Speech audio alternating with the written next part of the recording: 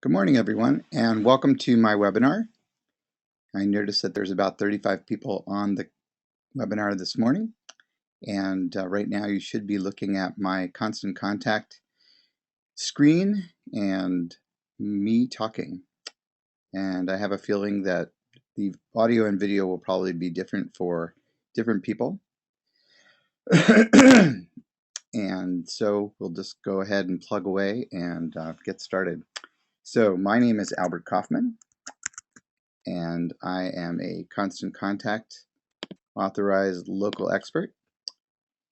I'm here in Portland, Oregon, and I have been teaching how to use the tools of email marketing and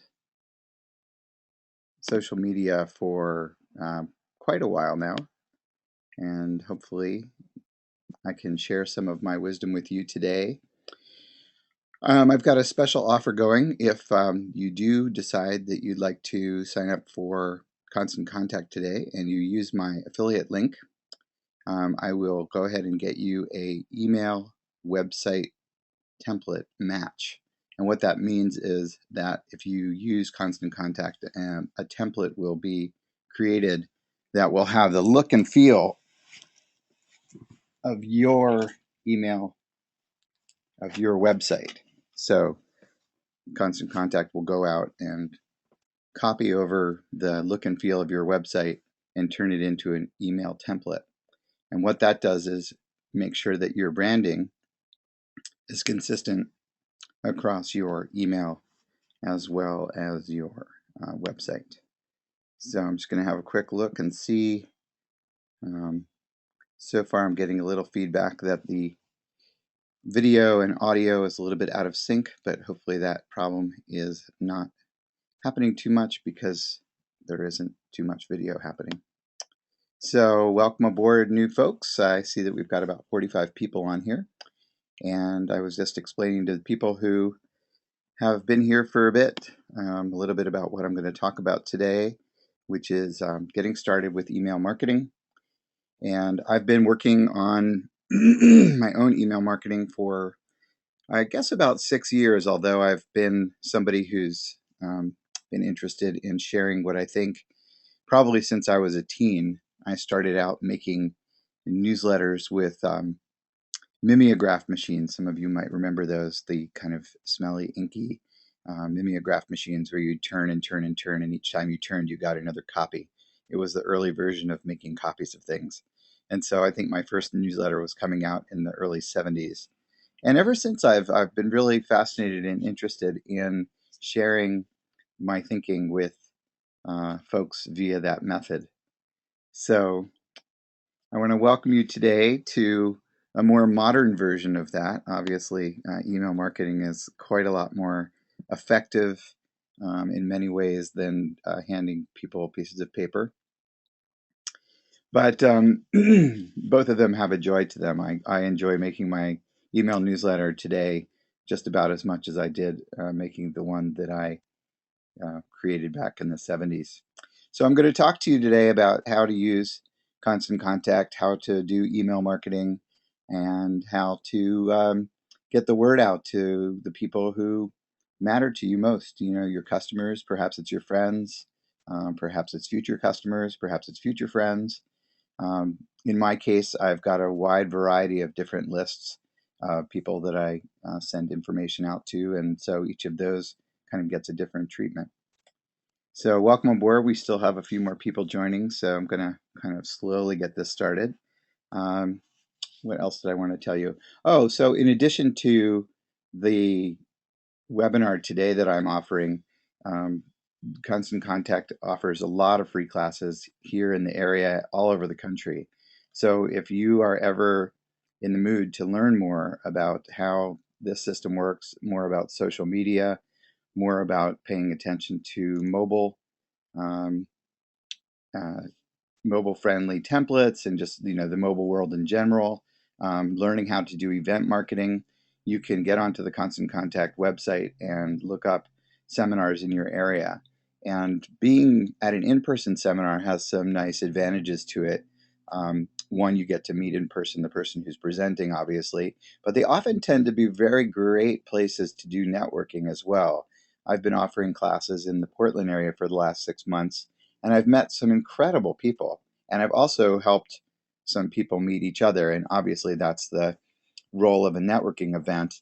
But the way that networking happens at these presentations is really like something I haven't seen. I mean, I think it's partly, I'll pat myself on the back here, something that I bring to it, but also I think that when people are together and learning a common topic and are facing similar challenges and then have a chance to talk to each other, it leads for a very vibrant experience. So I will go ahead and say hi in person and see how that goes. All right, so I'm hoping that you're getting a chance to see me. Welcome to my home, and I'm talking to you from Portland, Oregon. I just had a lucky chance this morning to go out and get myself a cup of coffee at our local Stumptown, which is just a block from me. It's actually the original Stumptown, and so I'm happy. All right, so let's, without further ado, we've got about 60 people here. And it's been very interesting to me. I've been thinking for the last couple of days that though I may be speaking to 60 people, I'm actually speaking to you. So I'm sort of have the mindset of you and I are taking a little journey right now. There may be a couple of you gathered around a computer somewhere, but mostly it's you and me. And I'm going to be teaching you for the next hour and some minutes how to use Constant Contact and some of the tips and tricks that I have learned along the way. All right, so let's get started. Once you've signed into your Constant Contact account, there's a couple of things that I think are worth doing before we even get started with how to create an email or deal with your lists or things like that. So when you sign into your Constant Contact account, the first area that I think is very important to look at is this area called Sign Up Tools. So I'm going to go ahead and click on that. And the Sign Up Tool area talks to you about a few different things. There's an area here that talks about best ways to use these tools. This is an area where you can go to create a Facebook sign-up form. A Facebook sign-up form, I can show you what that looks like.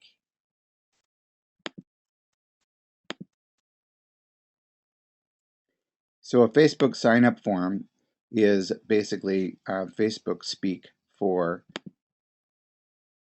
this little join my list button here. And why that's important is that anywhere that you can have the chance to have people sign up for your list is probably a good thing. This is one of my fan pages. And if I click on join my list, hopefully I will be taken to a place where a person can enter their email address and they can put in their first name and their last name, and then they can join my email list.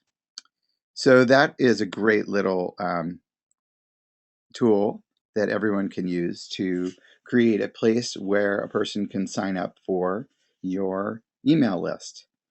Another place, another piece is this creating a sign up form. I'll just briefly walk you through that. This is a little wizard that allows you to create a sign up form and then down below select the list that you'd like the people to sign up for. What that eventually leads to is a form that looks like this.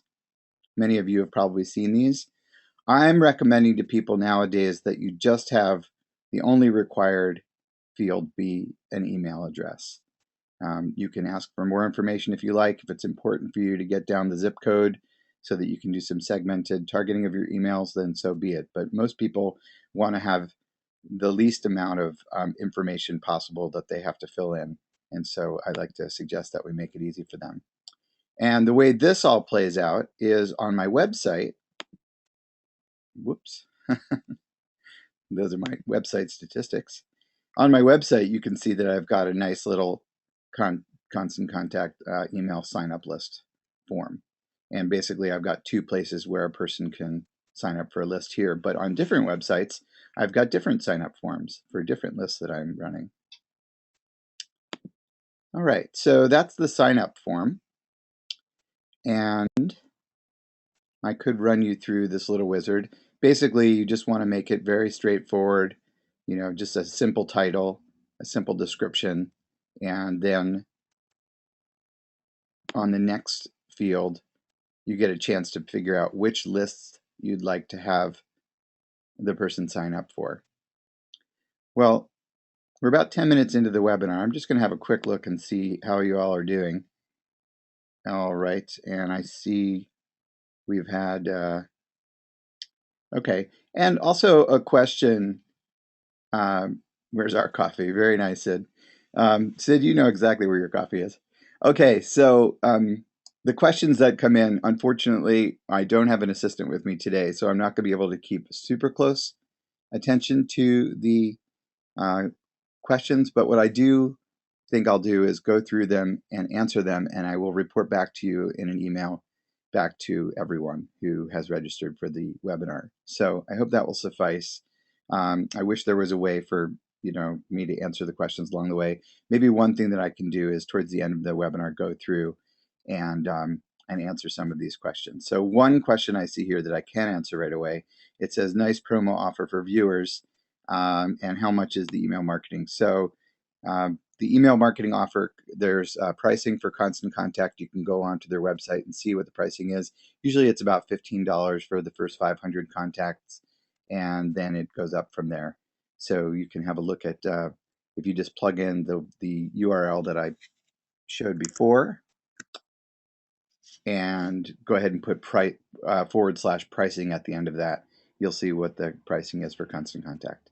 And there's no special pricing today for signing up, but the Web Match email template offer is available. So I recommend signing up for that. It's a $100 offer. All right, sorry for flipping back and forth so much, but I'm doing my best. It's my first webinar. All right, so I was showing you a little bit about the sign up form. We talked, these are the lists that a person would choose, and then I click on continue, and these are the different required fields that a person would choose. And then after that, you can choose the logo that you want to put in there to personalize it, and then you could also choose different font colors and background colors. Right now I'm not going to pick either of those, but it's a pretty simple thing to upload your logo there and pick various colors. And then you would have a very nice little sign up form. And you could use the code for that for your website, for your blog. You can also just use a text version of it to send to people and say, hey, sign up for my email newsletter. I recommend that people have it just about everywhere you can imagine. It can go on the bottom of your email tagline.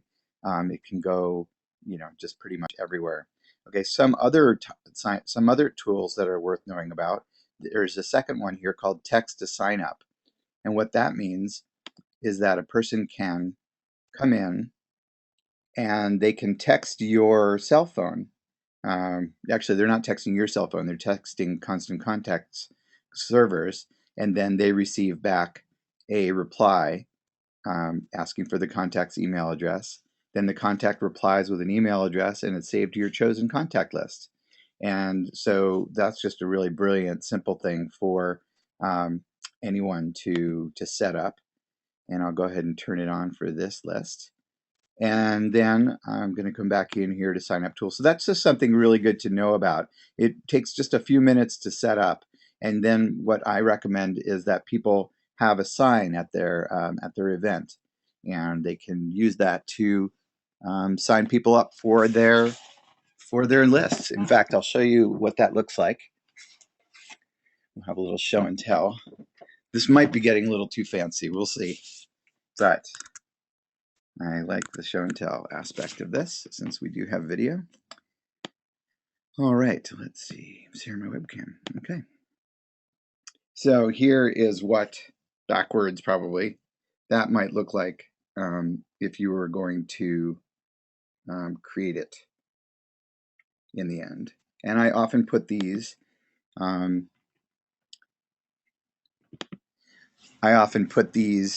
jeez. Okay. I often put these signs at the entranceway to my presentations. Even if I'm not the main presenter, I might still have a table, and that's a great thing to have out with any other collateral you have, and perhaps you'll have a few people sign up for your newsletter that way.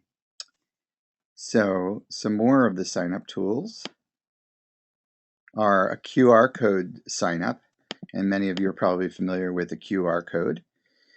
That's the quick response code. You're probably seeing them everywhere. Right now, if you scan this QR code, you would end up in my demo account list. I don't think that makes much sense, but um, that's just that just shows you how simple it is to set up a QR code for the ability to scan to join your email list. So that's exactly how that works. A person would come over, they would scan the QR code, and then they would get a response that would ask them to put in their email address, and boom, they are on your list. So, and one other place that I'll talk about that I think is important to set up, and that is your welcome email. So if a person was going to sign up for your newsletter, this is the area that you want to come in and do some customization. It's an area where you can say, thank you for joining my list. There's a place for you to put in a an image right here. So what this is that if I sign up for your email list, right away an email will come back to me saying, hey, thank you so much for signing up. Here's how often my email newsletter is going to come to you. And here's a little bit of the kind of information that I might share. And if you want further information about me, here's how to contact me. Maybe there's an offer that you're giving right off the bat. You're doing some kind of discount on your consultation services, or you have a 2-for-1 running right now, whatever it is. And perhaps the people are all signing up via an event that you're all at together. So these are various kinds of things that you can customize. Okay. Oh, thank you, Sid. Sid gave me some feedback that it was not backwards. All right. So next up, I want to sort of dive into, let's see, anything more I want to say about the welcome email? Well, the welcome email, okay, so why do I think it's so important? It is the first email that you are going to be sending to your clients. So whoever signs up for this, that's the first thing that they're going to hear back from you. So a lot of people leave this whole thing blank. They just leave the default text in there and turn it on and just hope for the best. And I highly recommend not doing that because, again, this is the first touch that a person is having when they come in and they sign up for your newsletter. So do take a little time, put in a good image, and you can also customize the background and make it look fantastic. You can pick the colors that match your website. You can customize this just like you would any template. So do take, it's worth taking 10, 20, half an hour to really dial this in and get it right, and then test it. Make sure that when you send it out, it's really looking the way you want it to. All right, I've got Jeremy saying, I love QR codes. Well, all right, Jeremy, that's awesome. Okay, so I'm going to come back in here to, okay, and so by the way, for those of you who are just arriving, we've had about 10 people join just in the last couple of minutes. Welcome to the webinar today. I've spent the first 10 minutes or so going into an area called Sign Up Tools. And I'll just backtrack for 2 seconds so that you can see where we went. And this is the area of Sign Up Tools. These top 3 were the ones that I mostly took a look at, and then also the welcome email letter. All right, so, and we're going to be talking about getting started with email marketing. And I'm your host, Albert Kaufman, and I'll be coming back in and out of sharing my countenance with you. But for now, I'm just mostly going to be taking us for a tour of how to get started with Constant Contact. All right, so here we are in the home area. The first thing that many people are going to need to do is coming into the contacts area. Now, contacts can be all sorts of different people. You could have your friends, you can have your family, you can have people who have signed up for your newsletter via trade show with your permission. The whole idea, though, is that you've got the permission of people who are going to be on your list. And so you really want to think hard and clearly when you're getting started with email marketing about who is going to be on what list.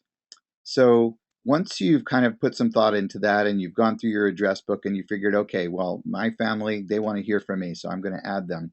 You can come into this area and you can create a new list for yourself. So I'm going to go ahead and create a new list, and I'm going to call that family. I'm going to add the list. And so now for anything that you do, this list will show up as a possible place for someone to join into. So there's various forms that we talked about a few minutes ago. The list family will show up, as well as these two other lists that I've created. So once you've got your list created, the next thing you might do is to add contacts to it. So I'm going to go up here to add contacts. Now, you can add an individual contact. That's often what I do when I make a connection with somebody and I got their business card and they say, please add me to your list. I might go in and add a contact. So that's very simple to do. We'll just call this person Joe contact. And I'll add their email address, joe@example.com. And I do have permission to send, so I'll make sure that's checked. And here I'll click, and that will allow me to pick the email list that I want to add him to. Turns out Joe's my father. Who knew? So there I have Joe. He's on my email list family. And let's say I'm also, my dad's left-handed, so I'm going to add him to, I'm going to create a tag called left-handed. And if you want to add a note to this contact, this is the place to really, dial in any information that you want for future reference. So you might want to add his phone number or other information. So right now I'm going to click on save and we're going to add Joe. And now it's giving me the opportunity to add a new email if I wanted to do this one at a time. But for most of us, we'll probably be adding lists of people. So under the Add Contacts area, I can add contacts in various ways. I can add names and emails, and then I can also add from a file. I can also add from Google if I want to, or other apps. So let's say I wanted to add from a file. The way that works is I've just clicked on Add from a file. I click on Choose File, and then I go out and I look in, for my file. So here's a list of contacts. I would click on Open the Contacts, and then I would click on Continue. And since these are actual email addresses, I'm not going to go through and actually add them all. But as you can see here, perhaps there's only one line and it's all email addresses. So I'm going to click email address. It shows some of the email addresses. And then if I click on Continue, it would add all of those email addresses. Well, actually, if I click on Continue, then it asks me, do I have permission to email these people? I do. Which email list do I want to put these people in? Family. And then if I click apply, it shows that I'm adding these to the list family. And since this is a group of people who I was sending email to on Cyber Monday, I would maybe tag it with the name Cyber Monday. If I click on import, all of these people will be imported. I'm not going to bother with that because it's not really appropriate in this moment. So I'm going to cancel. But that is the process for adding a list of people into Constant Contact. Now, once you've got that list in there, then you can also continue to sort of massage the list, add tags to different people, create sublists. The list area is just getting stronger and stronger with time. So it's an area that I highly recommend people spend some time in and get comfortable with and learn how to use, because you can create the most beautiful email in the world, but if your list, let's say it only has one person on it, unless that person is buying a Learjet from you, you need to work on the list aspect of things. So actually, that's mostly what we've talked about so far, is the list building. I'm just going to have a quick little scan. Okay. Thank you. Thank you. Thank you, everyone. Yes, you can sort the tagged areas, but as I said earlier, I'm going to try to answer the questions in a written format. That should be valuable to everybody. So I hope that my email back to you about today's webinar will get a lot of open rates, because I hope that you'll enjoy the answers to the questions that I give. Also, I haven't mentioned it before, but I am recording the webinar today, so I will do my best to get a link up of the webinar for those who would like to view it. So, all right, I'm going to continue on, and we've talked a little bit about the contacts area. Now let's actually go. Let me just think for 2 seconds if there's anything more I want to say about contacts.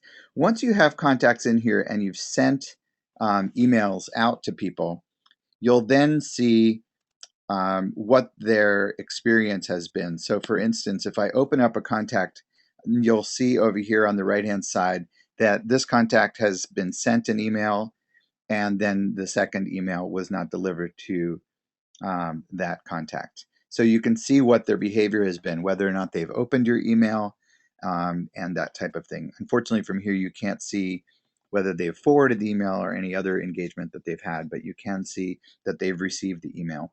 So you can get an idea when you come in and you look at a contact, how much engagement they have. If you've sent them 10 emails and they've never opened any of them, then you can get an idea that they're either not interested or need to be recontacted. So that is pretty much the area for contacts. I think I'll move on into the email section. So I could probably spend the whole time with you just in this area alone. There's often a lot of questions about, how to create an email, when to send an email, and formatting emails and that type of thing. But I'm going to take you on a little journey where we'll create an email, we'll pick out a template, and I'll also work a little bit with some of the more advanced areas of Constant Contact, so that you can, either for many of you, some of these things will be simple, and for some of you they will be over your head, but somewhere in the middle, at least people will know what some of the possibilities are. So when I look at this view, I can see what has already happened. I'm going to come back to this area in a minute, but you can see what your open rate is, and then you have some other possibilities of things you can do. One thing that many people will probably be doing is creating a template and then using the copy feature to copy that template over to start a new email. So that is a little bit about how that works. But to get to that point, we have to create an email. So I'm going to go ahead and click on Create. And then the first thing that happens is that, well, first of all, you should notice whenever you see one of these underlined blue areas, it says check out this tutorial about picking a good template. Now, Constant Contact is fantastic at training, whether it's training you in person or training you on the web. There's just really nothing like having all of these tutorials at your fingertips. So I do encourage you, when you do run into a tutorial, to check it out. They're usually pretty helpful. So once you've come into this area, you can pick a template in a lot of different ways. You can just look at the ones that show up in front of you as the new featured ones, or you can go into looking at ones by different layouts. So for instance, this layout is just called horizontal blocks, and it's a one column template. As you can see here, there are a variety of different templates that you can choose. So A couple of the ones that I am a big fan of, if I go into the type area, one of my favorites is cards. A lot of times we have something that we want to get out there and we only have 15 minutes to send it. It's a special that's happening, it's a change of a venue for an event, whatever it is, you just have a few minutes to get the word out about something important. I'll often pick a card. If I go in and I look at this card, for instance, you can see some of the aspects of it. It's very short. It's only got 2 block areas to work with, and it'd just be very simple to go in and customize that. In fact, one strategy might be to make a card that's got all of your custom formatting, and it's got all your branding, and then to be able to use that and draw on it as kind of a backup for your newsletter. So again, in types, another type that I think is very important to keep track of is mobile friendly. Now, everyone is realizing more and more that people are looking at your newsletters on their phones. It's just a fact of life. As much as we'd like to think, or I'd like to think, that you're looking at my brilliant writing on, at least a 15-inch screen, if not a 30-inch screen. That's just not the case. These days, somewhere around 50% of people are looking at their email and everything else on their phones. So Constant Contact is, going into the fray with a number of different offerings. Right now, I believe there are, at least there's quite a bit of choices here in the mobile area, and I'm sure that's just going to continue to roll out to higher and higher numbers. So if I pick a mobile friendly template, let's go ahead and do that. I will pick this one. Well, let's pick this one. It's got a little bit more color to it. So again, I'll go in and preview it just to have a quick look and see what I'm being offered. So here you can see I've got an area to put some content, an image, a heading, a subheading, and sort of a filling out of the bottom. So let's go ahead. I'm going to pick that template. Actually, before I do, just want to show you. There are hundreds of templates to choose from. So there isn't one of these, but you can come in and find some really, really beautiful creative work here. So for instance, here's one called Dance, and I'll just show that to you. If you haven't had a chance to look at some of the templates, it makes some sense to go in and sort of surf around and see what some of the different ones are and what their values are. One of my clients is a local theater, and they use something that looks like this, which has a black background and white text. And so you can see that there's quite a lot of different choices. And I'm sure if you've been receiving email newsletters for a while, you've probably seen things that look something similar to this. This is one of the newer ones, and it's real beautiful. It's got a real nice big crisp picture at the top. Lots of nice imagery in the middle, and just beautiful colors all throughout. In fact, I think I would like to use this one. Yeah, why not? Let's switch gears. We'll choose this. This is also a 1-column template, so it probably work really great on mobile. So now I've chosen a template. The first thing that I'll do is I'll come into this little area and I'll just say, class demo. Oh, let's call it webinar.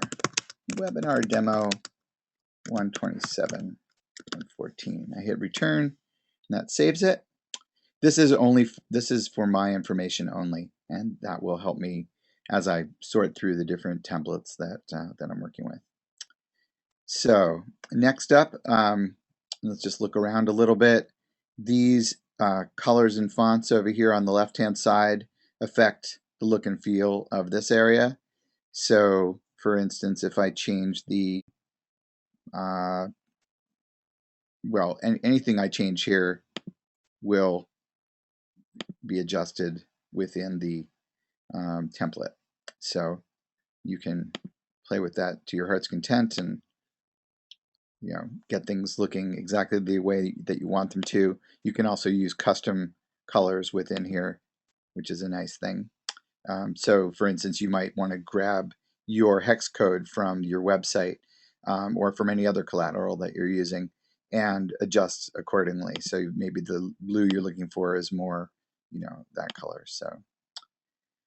So once you have figured out your various colors, if you want to adjust font sizes, you can do that here as well. And I'm going to go ahead and click on Restore Defaults. And the next area that's important, I would say, is coming into your header. So the header options, I'll just do that again. Anytime you want to open any of the blocks in your Constant Contact newsletter, you just basically click on the block and it will open. So here's where you create your subject line. So I'm going to call it Super Fantastic Deal of the Day. So, one of the things that I talk about a lot in my presentations that I've learned along the way, and it seems to be common email practice, is make sure that the words that you use in your subject line, that you've thought them through somewhat, that they're exciting, that they encourage a person to open the email, and that you will be sending something that both expresses what's within, but also tempts, teases, tantalizes, and excites. So super fantastic deal of the day. That might not do it for you. Lately, one of the things I've been doing is actually just getting really personal. One of my email lists is my friends and family, and the last time I wrote to everyone, I just said, "Hi from Albert." And I had the highest open rates that I've had ever. So, this is an area that it seems really simple, and yet I think it's worth doing some reading on what makes great subject lines.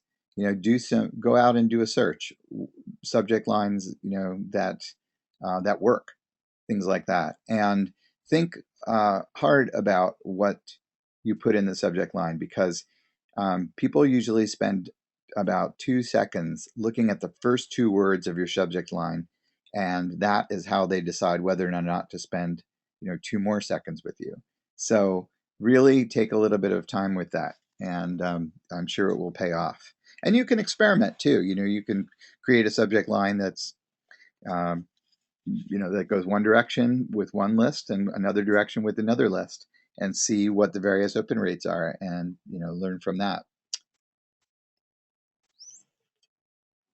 The from name should be something that the people on your list recognize. So I'll put my name.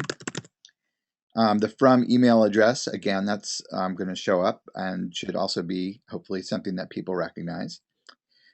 Here, this is checked by default, probably makes most sense unless you have somebody answering the emails for you. I recommend just leaving it the way it is, but if you have somebody else who you'd like the email to be responded to, if someone writes back just by hitting return, then you would put in a different email address, and you would do that by verifying that email address. A permission reminder is an opportunity for you to remind people why they're getting your email, and to remind them that they can also unsubscribe below if they'd like to. So that's up to you whether or not you'd like to have that there. A web page version, this is a super important little piece of code.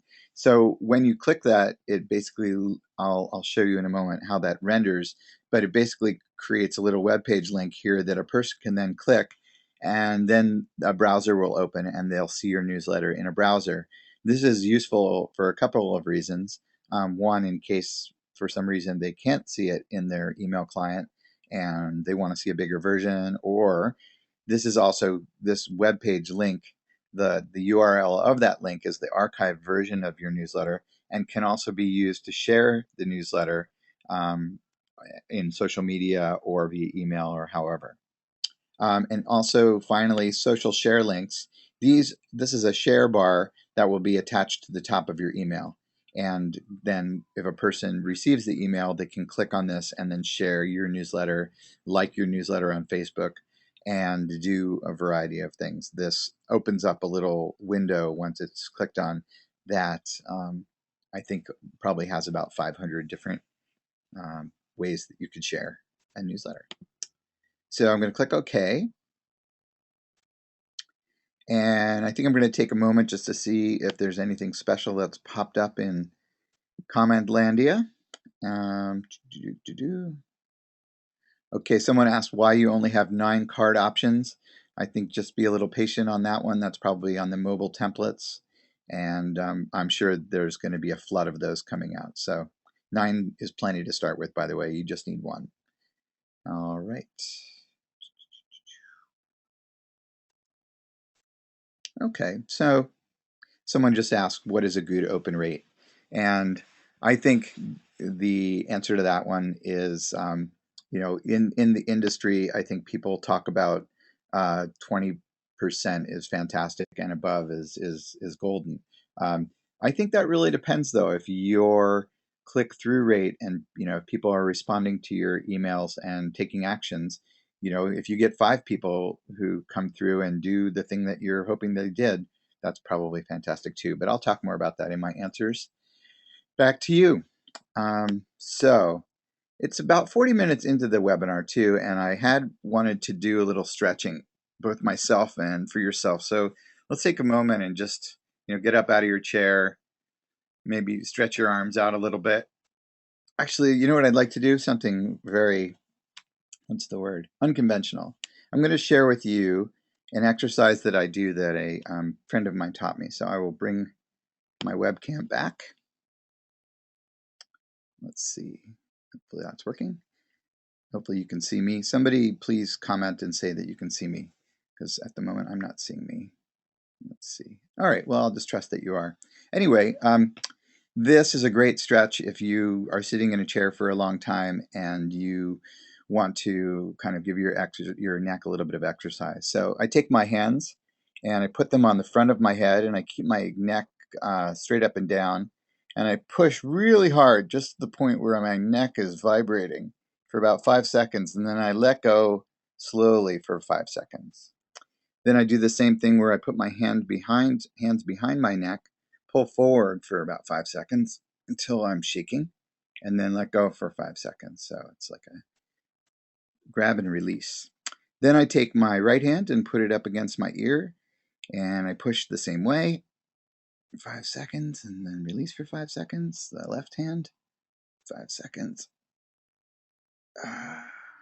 And then the front part of my head, I push for 5 seconds, and then release, and then the left-hand side of my head. All right, so I usually do that about every 15 minutes, and I have a little timer that I've set up that goes off. And I was thinking about having it go off today, but I think that would have been a little bit too interrupting. So back to the webinar. Hope you enjoyed that break. And yeah, if you need to get up and stretch anytime, you're welcome to. So I'm back to creating my email, and by the way, for anyone who came in late, we are basically at the area of being in the email area and creating an email. We've done a little bit of effort on sign up tools and also looked at the contacts area. So, all right. Thanks everybody for your confirmation that you can see me. That's great. Okay. All right, so here we are again with the email that I've chosen. We've just talked about the header area. We've just done that. And then let's say I'm going to come down here. One of the first things that's probably important is just dealing with these various blocks. Here's a picture of a guitar. If I click on that, I'm going to get a little pull down area. Now I'm in this block and the block is active. I can also do things like affect text size or align this, but I'm going to deal with images right off the bat. So I'm going to click on change. And what that does is it opens up the image in a little special window. There's a lot of different things that I can do from this point. I can pick a different image. So let's pick this guitarist instead. I can make this image a clickable link to something. So let's say I'll make it a clickable link to my website. I can create a caption, click on the picture for special report. And for myself, I can just call this guitarist. I generally leave this box blank. So the alignment for the image can be however you want to set it. You can change the dimensions of the image right here, or you can also use the slider bar, which will keep the image constrained and the proportions correct. So let's say I'm going to make it a little bit smaller, and I'm going to insert it back into the email. And now you can see I've got this image with this caption, and those little lines don't show up there. So I can also take this image, and let's say I really want to start my email. I really want to start my email with this image. So I'm going to go over here to this little grab box, and I'm going to move it up. Any of these blocks can be moved around. So, and also if I click on blocks, let's say I want more of something, I can always add an extra block. You know, if I really love this block, the top bar block, and I really want to have 3 of them for some reason, I can add them via this blocks area over here on the left. All right, so I'm going to click on a different block, and let's just do a few things. Here I can say, okay, Harp Jensen, actually I want that to be a link to a website, so I'll highlight the area, click on the link button, and I don't like the way that that's going to look, so I'm going to change the view of it, and here I might put in a website. And so when I insert that back in, now this Harp Jensen link is a link to a website. There's a few other kinds of links that one could have as well. Let's say, you know, contact me. So I'm going to turn contact me into an email link, again, clicking on links. And then up here, instead of having a website, I will choose an email. And here I'll put my email, gmail.com. And I'll go ahead and insert that. So now this little contact me is a link. And a picture can be turned into a link, text can be turned into a link, etc. Other things that you can do from this point are, let's say you want to change the font color, you know, you want to center things, you can fill in the background from here if you want to as well. And another thing that, you know, a lot of people I think have a difficulty both with Constant Contact, but just in general on the web when you're creating websites, in formatting things. So like, let's say I have a picture here and I want the picture to be on the left, but I want the text to be on the right.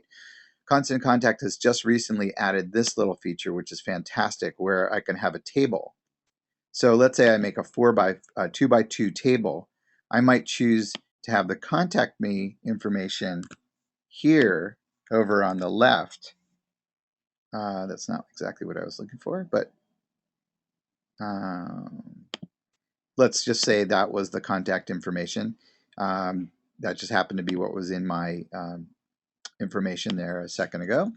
So let's see, contact me. And over here, I want to have a picture. So I'm going to add a picture.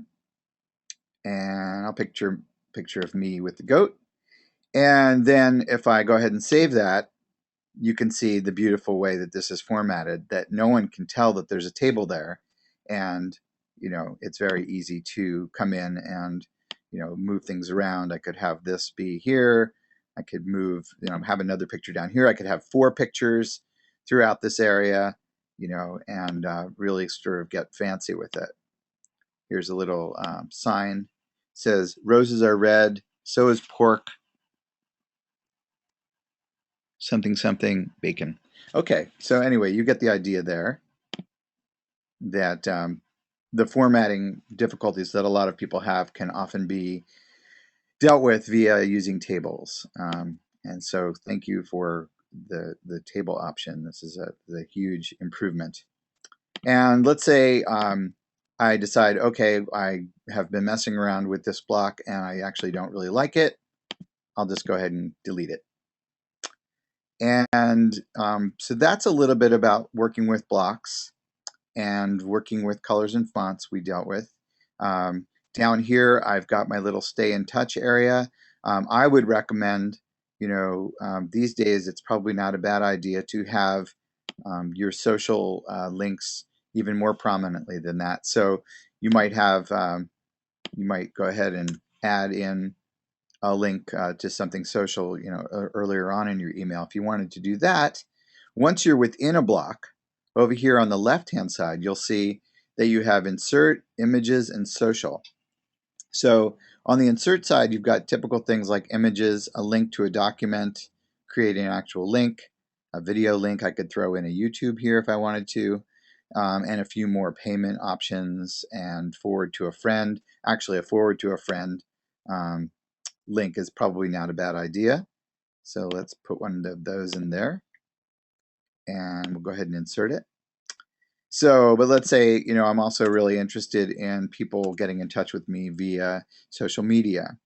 So I'll go in here to the social area and, let's say my big thing is find me on Yelp.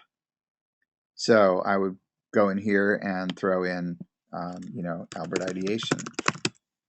And then maybe I like this one the best.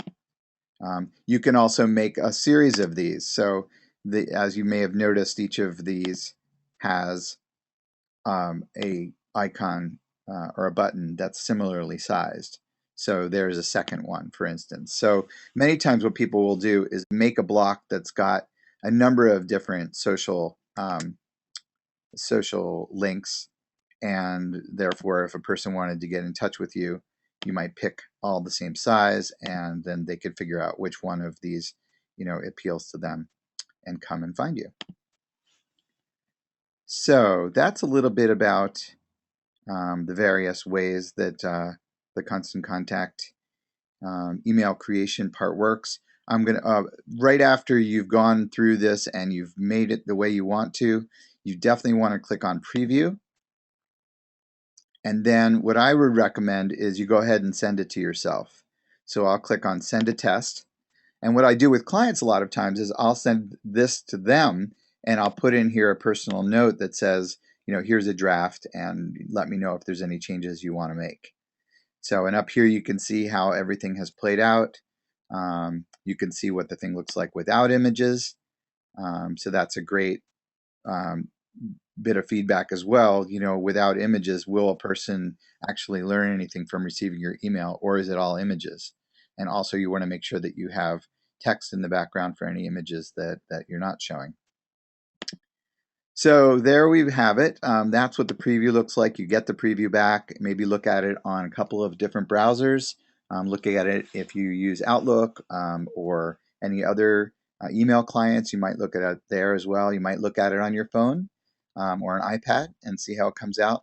Generally, more and more, the emails are showing up looking just great on phones, but I recommend that you go ahead and try that out. So I wanted to give you a little bit of a taste of where we're going to. I'm going to continue on just into the scheduling area and show you something called Simple Share. And then I think we'll take some time and I will show you some Facebook tips and tricks and LinkedIn tips and tricks. So I hope you'll stick around for the continuation of the webinar. I'm having a good time. It's quite a lot of you out there. Thanks a lot for sticking around. Let me just see if anyone said anything important. Okay. Oh, thank you. Yeah. So Greg from Phoenix mentioned that he loves the table function.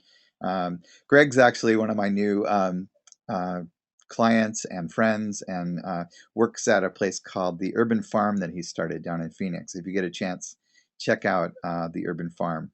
His newsletter is also fantastic. I'm learning a lot just from watching what he's doing. And Emily's asking about the social buttons, but I don't really see the whole question. So I'm just going to move on to, here we are. We've got the email set up and it's time to schedule it. So let's continue on. This brings us up into the scheduling area. Here you can see a thumbnail of what your email looks like. You can see the subject line again. Here we can pick the lists that we're going to be sending to. I'm going to send it to my family, and I want to make sure that these things are correct. All that looks good. Now, before I go ahead and schedule the email, right down here is one of the more powerful features of Constant Contact, really. It's called Simple Share. If I click on Simple Share, what this does is it allows me to add different social media to my outreach for my newsletter. So I need to do this. Let's see here. So I'm going to pick a couple of my fan pages, and then I'm going to wait. And now you can see I've just added a second ago 2 of my fan pages, Ideation and Email Marketing Guru. I've decided once I send this email, I want to also post out to these 2 fan pages that the newsletter has come out with a link to it. There can also be, as you can see from the adding area, Twitter accounts and LinkedIn accounts can also be added here. So for me, I've got about 30 fan pages that are either mine or that I manage for clients. And so when I do the social share, it actually takes me about 10 minutes to click through and create sort of individualized commentary for each one. So for instance, I'll just do this one. I'm going to come into my Albert Ideation fan page, and it's going to say super fantastic deal of the day. Down here I might say, make sure to get yours. And here I might pick an image. This image can be, for some reason it's not wanting to do that. Okay. Let's see. But right here, instead of using thumbnail, I can add an image from the email that's being sent out or pick something completely different. And right now, that doesn't seem to be rendering, but generally that renders just fine. And so if I click on Save and Close, when I send this email out, this will be posted further to my fan pages. As you can see here, it says 2 pending messages. And so once I go on in this little wizard and click on schedule, once the email goes out to the world, then it will also be reposted on those fan pages, Twitter accounts, and LinkedIn pages. So I'm going to go ahead and say send later. I can pick a date in the future. Let's say I'm going to be in Hawaii on Wednesday. I can figure, okay, that's the day I want it to go out, and I want it to go out at 6 o'clock. 6:05 Eastern Time.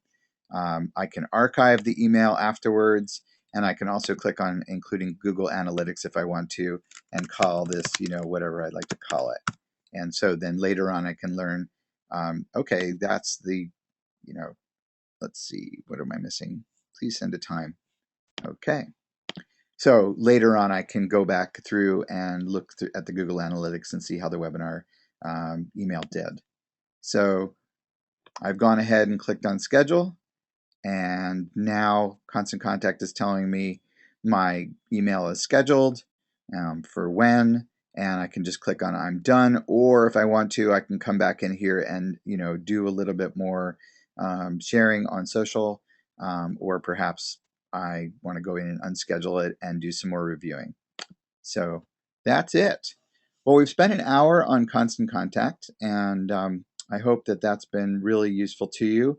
I just want to reiterate something about that if you are interested today in signing up for Constant Contact and you use my affiliate link, I can get you a free match with your website and an email template, and that usually costs about $100, and that would just be free included in your account. So the benefit of that is that your email will then go out looking spiffy, a lot like your newsletter. A lot like your website. And I think it's just a fantastic thing. Like if you look at the Urban Farms newsletter and you look at their website, there is a synchronicity there that's just really beautiful. That's the same thing that I've been trying to do with another friend's work, the Alberta Rose Theater. Their newsletter, has a lot to do with their website. And then when people see either one, they're reminded of the other. So I think that's been helping them out. So that's an offer that I am making for you. And I think, let's see, is there anything more I'd like to say about Constant Contact? Well, I'll just also mention that there are a couple other products within Constant Contact that are useful. The Social Campaigns product is the ability to basically create a campaign on your fan page that allows people to come in and do a contest, receive a, okay, I see what's happening here. Give me a second. So let's see here. So right here is I'm using the Social Campaigns product, and basically I'm making an offer, the website match offer of all things. And so when this person comes in and likes my fan page, they come to a different page that's the sort of follow-up page for having liked my page via this process. And that's also a way to bring people to your that's a way to gather people's email addresses who are interested in your business. It's also a way to run a sweepstakes, to provide downloadable content or some kind of coupon. So and then you can also sign up for a trial of that if that interests you via the same link that I shared before, and give that a try. There are a couple more great products. EventSpot. Everybody that's on this webinar today, you actually had to use my registration process using EventSpot to bring you here. And so the landing page that you went to and the area that you signed in with your contact information was all gathered and, well, it was created on my end, and then you ended up filling out your information via that.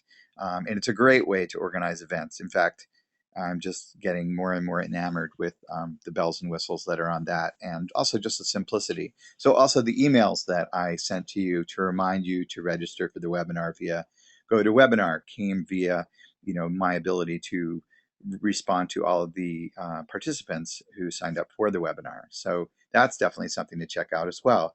And if event marketing is your thing, then go ahead and try signing up for a trial of EventSpot.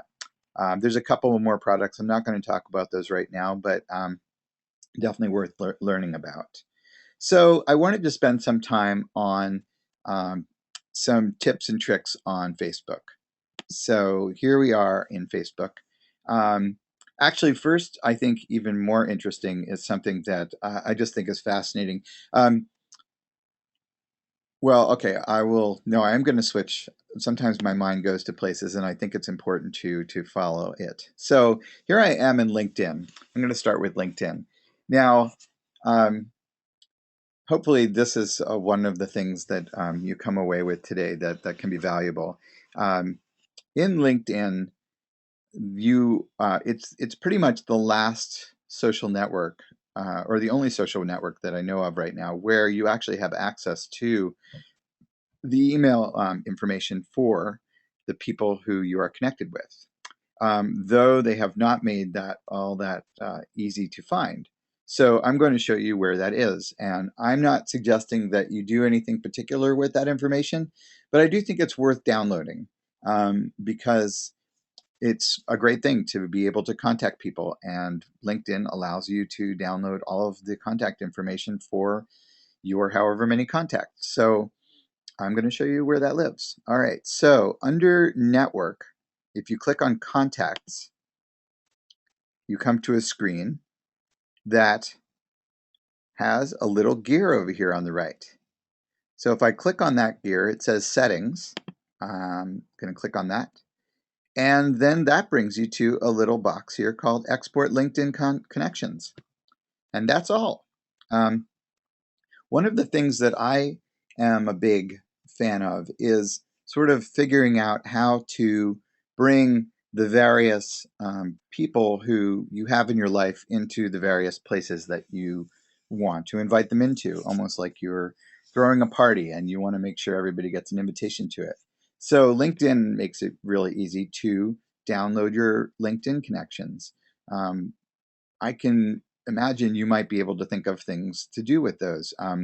One thing that I've done is just, it's great. I have people's email addresses. I know what industry they're in, and I can just write to them directly and not necessarily use LinkedIn's messaging system, which is a little bit clunky.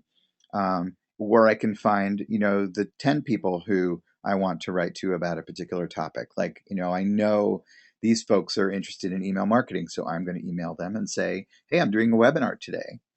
So that's just something that's interesting to know. Also, from here, you can also do things like bring in your Gmail contacts into LinkedIn. And the way, I don't really see very many people writing about this, but it's interesting to me that you have various buckets of people in various places. You have your Facebook friends, and you have your Facebook fans, and you have your LinkedIn contacts, and you have your email contacts. So what's the relationship between those? And this is something I talk a lot more about in my classes. How to bring various groups of people into various places. What's okay to do? It's not okay to take these contacts and upload them into Constant Contact. If you emailed out to 4,000 people who you'd gotten the connections from via LinkedIn, you would have so many spam reports that Constant Contact would come back and say, sorry, you can't do that. And I mean, they wouldn't know what you did, but that is not recommended. That's not where I'm going here. All right, all right, I have, there's many questions here, and like I said, I will definitely get back to them in writing very soon. So I'm going to go switch over to Facebook now.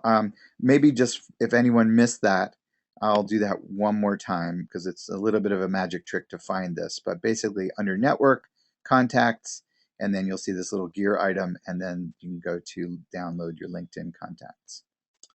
All right, so here are a couple of fun things that you may or may not know about Facebook. So I'm going to take a link. I'm going to take my website link. Let's say recently I wrote an article called Your Constant Contact Rep. And I'm glad if anyone wants to read that. It's on my blog, albertideation.com. So I'm going to grab that link, and I'm going to go to my fan page. And I'm going to put the link into my status update. Okay, so we're all familiar with doing that. Now, what you may not know is once you have put information into the status bar, you can then remove it. This does a number of different things. This frees up your status bar to say something about the link that you've shared, but it also doesn't clutter up everybody's newsfeed with the URL of the item that you're sharing, which I think is both great Facebook netiquette as well as, just kind of a kindness, or maybe those are the same thing. So now I'm going to say some information about this. I'd love to work with you and help you get the most out of, and for many of you this will be typical. Making a link in something is you put the ampersand, the @ sign, and then you start typing, and anything that you have ever touched in Facebook can become a link within your posting on Facebook. Anything that you have ever, any event that you've ever gone to, any person you've ever friended, any fan page that you have connected with, any group, all those names can be used. Now, when you're posting on a fan page, you can't put personal names in generally, but when you're posting as your personal profile, all of those other things can become links. So I'd love to work with you and help you get the most out of Constant Contact. Please read up below to find out more. So now I've added a little bit of information here. I can also come in, and if there are more than one picture, I can choose a different picture. I happen to know that this is probably going to render nicely when it's actually posted. It may or may not. but I can just leave my picture if I want to. I can also upload a picture if I want to choose something different. But I can also edit these two areas. So let's say I want to, let's talk, why not let's talk today? I could change this completely. I could talk about, the East Coast being pummeled with snow if I wanted to. If I don't like the content here, I can also edit that as well. I'm going to just change this. I'm going to edit it right here. I offer my services to you. And okay. So now there's a couple more things that one can do. I can also click here and figure out when I want to post this. I've decided actually, I think it's 11:11. Never mind, I'm going to go ahead and post it. Oh boy, that's 11:11 for those of you who don't know is a big moment for me, and it is 11:11. So let's take a moment and just let me breathe. Have a little sip of coffee. Yeah, if you don't get my newsletter, it's called The 11. And I was born on the 11th, and I have a number of other reasons why I love 11:11. And the numbers 11:11 for many people also are a portal towards something greater in life. And so many people make a wish. A lot of people tend to notice on their digital watches or their clocks the time of 11:11. And it's really been a big part of my last couple of years. I have a bunch of friends that have a camp at Burning Man called 11:11, and they've created this giant steel sculpture out of the number. Well, it's 11:12, so we'll get back to it. But yeah, if you're not a part of my newsletter, the 11, I would love for you to join up, and you can keep track of the more esoteric side of my life, which I think is kind of interesting. Anyway, back to scheduling a post. It's not 11:11 anymore, so we can move on. So let's say I want to send it at 1:11. So 1 o'clock p.m. PST. Great. I'm going to go ahead and click schedule. If I want to, I can also say where I was. I'm in Portland. But I can actually use this for a little bit more promotion if I want to. So I'm actually here at my house, Email Marketing Guru, and I'm going to go ahead and click schedule that. So that will get posted at 1:11. And now another little piece of information that you may or may not know is here I am on my main fan page, which is called Albert Ideation. If you haven't liked my page, I would love for you to come in and like it. Basically, it's facebook.com Albert Ideation. And, for those of you who work with fan pages, one place that you can find quite a lot of good content is coming in here to most recent, seeing who is posting interesting things, and finding some interesting content to reshare. So let's say I happen to be interested in solar energy industry. I'm going to go ahead and click on share, and I'm going to say something about it. And a lot of times you can also come in here and edit the information as well. So I'm going to go ahead and click share photo. So the interesting thing there is that a lot of times people are stuck. We're sitting at our homepage of our fan page and we're thinking, oh my God, what am I going to say? Once again, I have come to a place where I have to figure out what to say. So instead, you can also find interesting content in the news feed of your fan page. Now, the way to fill up your news feed for your fan page is to go out and find, let's see, how about I'll go to Wileyware. So this is a friend of mine has some beautiful glassware that she makes. It's called Wileyware. In fact, I think this could be a moment to, we'll just leave it with the fan page. Anyway, so I've already liked the fan page Wileyware, but once I have gone out and maybe I've liked a couple of the things that she is into, so Rogers Global Photography and Bullseye Glass, then the items from those fan pages will then end up showing up on my fan page as well in time when those people post. So that's a little bit about how that works. I wanted to show you also something interesting about Facebook. I'm going to go to my personal profile, and then I'm going to click on the Facebook icon on the top left. Now here I am looking at the newsfeed view. Most of you probably know that Facebook tends to show you top stories. It just makes sense to me to keep going in and changing it to most recent. But one of the things I wanted to show you is that on the left-hand side here, you have your fan pages listed. I've got a couple of them up in my favorites area. You can move these around. If Wiley Ware is going to be one of my favorites, I can click on it and move it up into this area. And I can move some of these down if I wanted to. So if I click on a fan page from my personal profile, then if I look at Build Audience, you'll notice that I get the opportunity to invite friends. If I travel to my fan page via the gear on the top right and I click on Build Audience, notice that inviting my friends is no longer an option.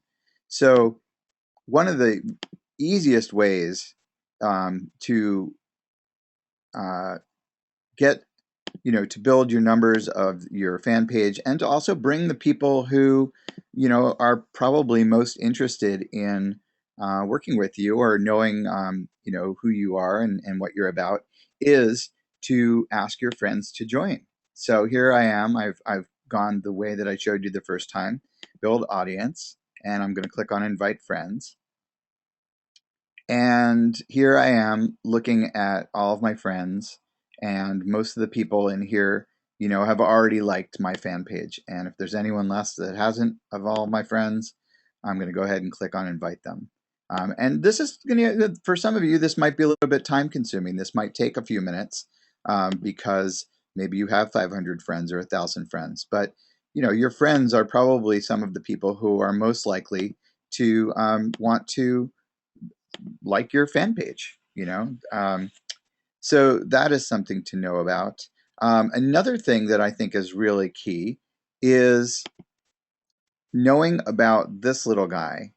There's a little I here. It's called invite all. Now, Facebook has done its very best to figure out how to not make it possible to invite people to things en masse, but actually, there are still many ways to do this. I highly recommend learning depending on which browser you have, you'll have an opportunity to either add an extension or a plugin. They have different names. Now, the only way right now that I know of to invite people to all of something is to invite them to an event. So I'm going to go out to an event, and surprise, surprise, I'm going to go to the event that's happening right now. And I have a feeling, sadly, some people are probably going to be like, oh, can't get there. Okay, so here's my event that is happening right at the moment. And if I click invite friends to this event, you will see that I have invited many people already. And you'll see this little select all button at the bottom. And the way that this particular one works, it's with the Chrome browser. And now I'm not going to actually go through this because the webinar is just about over. But I scroll all the way down to the bottom of the list of friends. Now I have 2,600 friends, so it takes a little while. And then I would click select all, and you could watch Facebook work its way down through the whole list. Actually, I don't know if it's Facebook or if it's the code for this little plugin. But anyway, it's a very, very important thing to know about that this is possible because let's say, one way to tell people about your fan page would be to create an event and to say, my event is like my fan page. My event is like my movie on this contest. My event is, sign this petition. An event does not have to be a party or something like that. It doesn't have to be an actual physically located thing. It could be asking people to do an action. So I think that's important to know about the invite friends piece, and that's something that I wanted to show you. Another thing that I think is important, so let's say we are in our fan page once again, and under the Build Audience area, there's an opportunity to invite email contacts. So from here, let me slow down there. I have a feeling that that might have been a little too quick. What I wanted to show you is there is a possibility to invite email contacts to like your fan page. And that works right here under Build Audience, Invite Email Contacts. And then from here, you have a lot of different choices of how you're going to do this. It says maximum of 5,000 contacts supported. And to be honest, my experience has been when I've added more than a couple of hundred at a time this way, the Facebook tends to come back and give you a little wrist slap and says, you've done something that is not, okay, or you're using the system too fast or something. Don't be frustrated by this. And I do recommend trying it. So, even Constant Contact is here. So if you click on one of these invite contacts, it'll teach you how to do the export from Constant Contact and how to upload the contacts back into Facebook. So I'm going to use the upload contact list file. This is just sort of a generic, all address book type format to do this process. I'm going to click on choose file, and then let's say I go out and look for email addresses, and I'm go ahead and click OK, and it says you can't use this type of file. It's basically looking for a .csv file. So whatever, if you're using an Excel spreadsheet file, you'll want to do that, convert it into a .csv file. A .csv file means a comma separated value file, and it's just one of the formats in Excel. And you can also use a text file. You could do this one at a time if you wanted to. I cannot imagine that would probably drive me crazy. But anyway, there's lots of different ways to do this. So we're coming down to the mark here. Let me just see if there's anything that I can answer right off the bat. Somebody's asking why I use Chrome versus Safari. I just happen to be using Chrome today. I don't have a preference. I want my last question answered. Okay, Emily, let's see. You will get it answered. Everybody whose questions got asked today, I promise that I will do my best to come in and let's see what, yeah, I cannot unfortunately see all the questions easily right now. There are quite a bunch of them, but I will get back to you in a very timely manner with answers to all your questions as best as I can. I wanted to take a moment just to reiterate that, actually, you know what, why not show you me for a moment? Albert. Yeah, so it's been great spending time with you today. I want to encourage everybody to take what you've learned. I want to encourage you to take what you've learned today and to put it into practice as soon as possible, because as we all know, when we learn something, if we don't use it, we lose it. So do take some time today to try out anything that we've talked about. If you get a chance to sign up for a trial of Constant Contact, take it through its paces, try out some of the features that I talked about, see what you can learn on your own. The sooner that you can take advantage of some of the things we talked about, the better for you. If you come back to it in a week or a month, you'll probably be at somewhat of the starting gate. So the sooner you can put what we've learned into practice, the better it will be for you. Like I said, I am a trainer in Portland. I work with Constant Contact, and I also work with social media and really try to help small businesses get the most out of their time and energy and effort with these tools. We're in a time right now where we have a huge new advantage over larger companies. We have both word of mouth, we have social media, which is a word of mouth tool.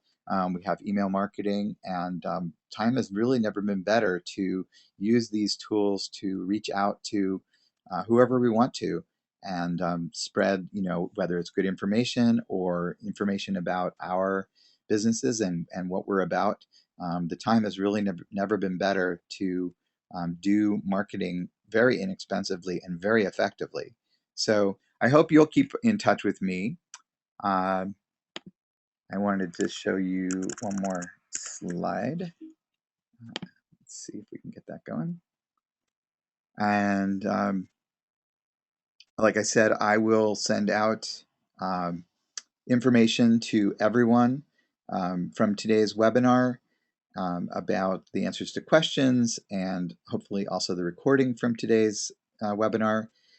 And let's see if I have any last words. Please do take advantage of the website match. That is a great offer. And do keep in touch. You know, like I said earlier in the webinar, we teach classes in the area on a pretty regular basis, a number of different locations. And being at an in-person event, constant contact event, is fantastic. I've just been having a lot of fun both delivering them and meeting folks who are coming out for them. So I hope that we will get a chance to hang out together in person soon. And yeah, let's see. Any last thoughts I have? Okay, a lot of folks are asking questions here, so that's great. Feel free to go ahead and ask your questions. And let's see, I've got a few minutes left, so to really fill out the time, let me see if there's one more tip or trick I can bring into the fore. So I will say one last thing that that I think is important about Facebook. Actually, I think this is the most important tip or trick of all, and that is having a list of close friends. So right here, I have something called a list of close friends. It's something I built myself. And basically, to build a list, you come down here to the friends area, you click on more, the word more, and you click on create a list. Now, as you can see right here, there's a little list that Facebook makes for you that it calls close friends, but it designs the list for you, and it can be a fantastic thing or not. And really what you want to do is create your own list. So my list could be business connections. And now I'm going to add people to that. So I'm going to add my friend Spencer. And now I'll create this list. And now anytime Spencer adds something to Facebook, you will see that. So let's add someone else here. I'll just add a typical Michael. Do we have a Michael? So I will add my friend Michelle, and I will add my friend Marcia. And you can also add fan pages here. So now, when I look at this list again, and I look at the stream of it, you can see that, you know, things from the people who I have on this list and the fan pages that I have on this list are suddenly showing up. So this is a great way to look at Facebook. So for instance, if I look at my typical news feed, now I've got 2,600 friends. So this little stream just cruises through here. It is very much a stream. But if I look at my list of close friends list, I can see my friends and just what they're posting, everything that they're posting. So nothing is hidden. If I want to look at a particular fan page in here, then I would see everything that that fan page posted. As far as I know, it's really the only way to look at Facebook so that you are seeing what you want to see. You know, it's a way to customize what it is that you're looking for.